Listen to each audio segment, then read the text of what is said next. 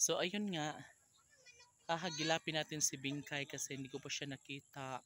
Hindi ko alam kung saan siya inilagay, no? So, oh my God. Ang hirap ng daan mga kaibigan ko. Oh my God. Bing?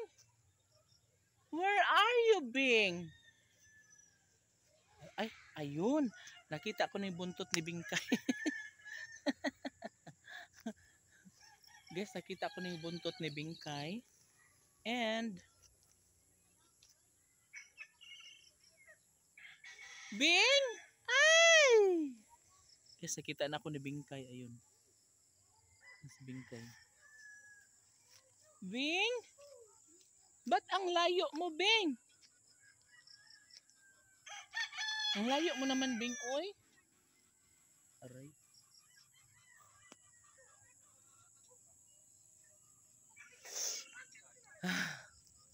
Bing?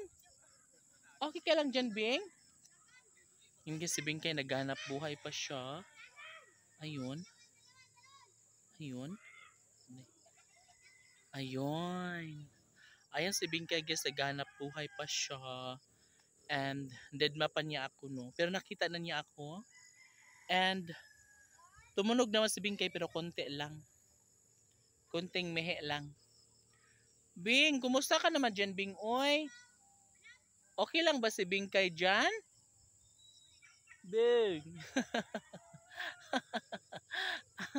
Guys, ang sarap dito guys sa gitna ng kagubatan. Huy, ang ganda ng hangin. Mapayapa. Oh my God, ang ganda ng mundo. Ang sarap-sarap dito sa bukid. And syempre, nagustuhan din dito ni Bingkay. O, diba? Si Bingkay na naghahangad na palaging makakain ng maraming dahon. No, sa mga gitong oras mga kaibigan ko, ay nagmamadali na yan si Bingkay para matapos siyang kumain at mabusog. Dahil nga, pahapon na and kailangan na rin siyang isilong, no, mamaya. So nakatungtong ako mga kaibigan ko sa malalaking bato. Ayan. Tungtong ako sa mga malalaking bato, no? Kasi pag dito ako sa baba, masyadong makapal ang mga dahon. Nasisyokot akis.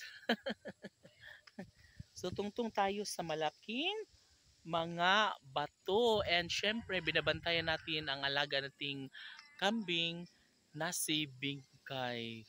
Huy! Beng! Ay, ang sarap ng hangin. Oh my God!